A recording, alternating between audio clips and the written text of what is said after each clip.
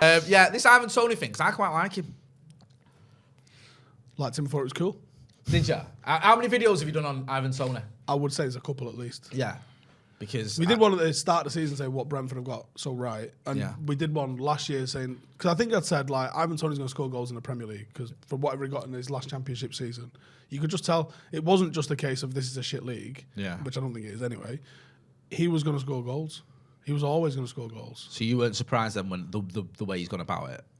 Because I remember seeing him as the friendly one against us at Old Trafford and I thought he's actually, because the Brentford fans were raving about him. You think, okay, yeah, because he scores a lot of goals in the Championship and all that, but Premier League's different. But I actually don't think it's that different no more. Do you know? Right, so you think... I think if a player shines in a Championship... They can bring that to the... Because we saw it to a certain degree with Ollie Watkins, didn't we? He was... Jack Grealish. Yeah. At Villa. Yeah, at Villa. To say. Great at Villa. Would you have him then? You've done a thing on him. You've raved about him. Is he good enough for what we need? Because that's a different story than Brentford. No disrespect to them. It doesn't feel like Haaland levels. And I always have to go back to that Fergie quote of, does this player get into... He's obviously talking about the teams that were good at his time. Bayern Munich, Real Madrid. Does Ivan Toney get into Bayern Munich or Real Madrid? No. But sometimes, would Andy Cole have done?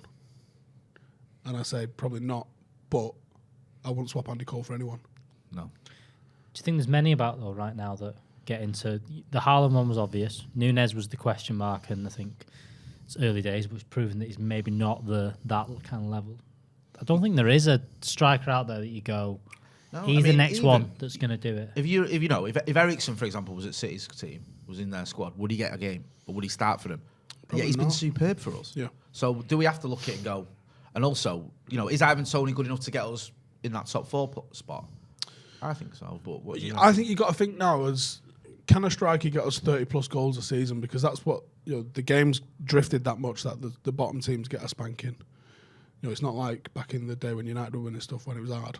No, I think you've got the top teams getting 94, 95, 96 points because that's where it takes to get, and that's not just because City and Liverpool have raised the fucking bar. They haven't.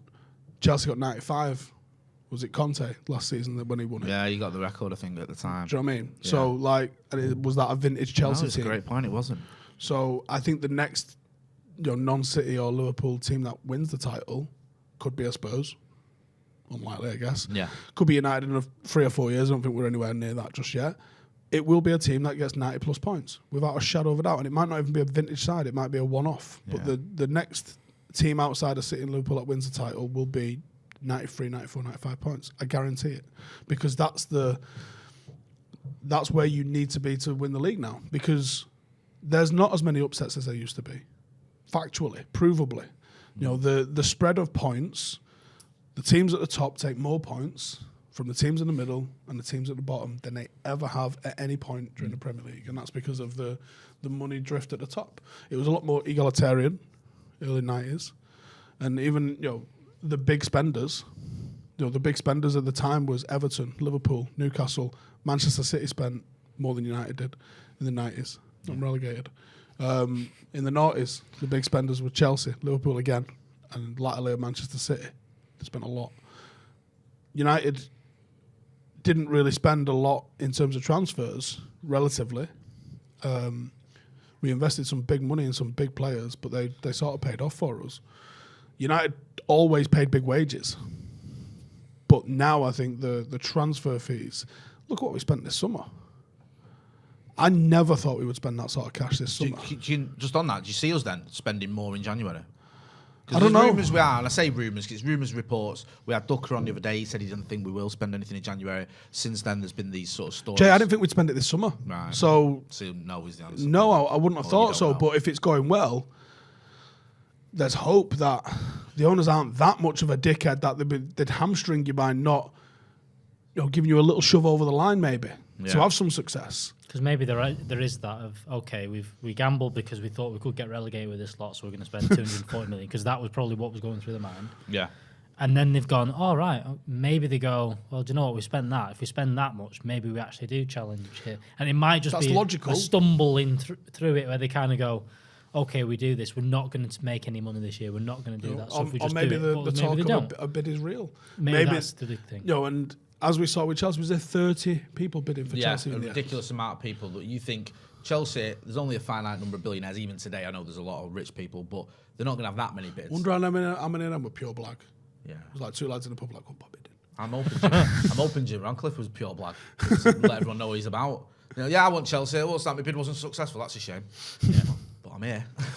That's what we're hoping. But Joe, it might not end up being like if Jim Ratcliffe does end up putting a bid in for Manchester United, and there seems to be a lot of smoke that there is. If he does end up putting a bid in for Manchester United, it will not be the only bid. There will be people fucking climbing out of the woodwork to throw a bid in. Yeah. So maybe in the Glazers' best interest, you set of dicks, pay attention. If they actually have a mediocrely successful, I don't know, that's a fucking word. Fuck, it's Friday. Minuscule or whatever. Joe, some fucking semblance of a successful team potentially. It's even more attractive than a team that's just completely fucking falling like a stone. You make another good point. I keep saying that. I need to stop saying it to you because I don't like it. No. But you can't just have a team that's floundering that needs massive investment when you're buying something. So you go, come and buy United. By the way, the ground's knackered. The training ground, forget about that. It's vintage. And as for the team, gone. Do you know anything on it? Yeah, we do. Yeah. There might be How much? all of it. There might be something in rate loads. the state of the assets as well, because you lost this summer Matic, Pogba. Yeah. Obviously, running down the contracts worth nothing, but United had them on the accounting sheet as £50 million assets because they were about that kind of thing. They had 4 or 5 years like left. that. So maybe they've just gone. We need to replace them with something else. That's point, an asset. again, you keep doing it. You look at Anthony, who's he's an asset. Yeah, he's 100 million. We can put him down as fucking 150, 200 million. No, you can't, because you're going to have him for 10 years or whatever. That's not how they do it. But you're right, still in the figures because it'll be the transfer fee plus his wages, his contracts. Yeah, and the and value all that of his kind contract goes into the mix.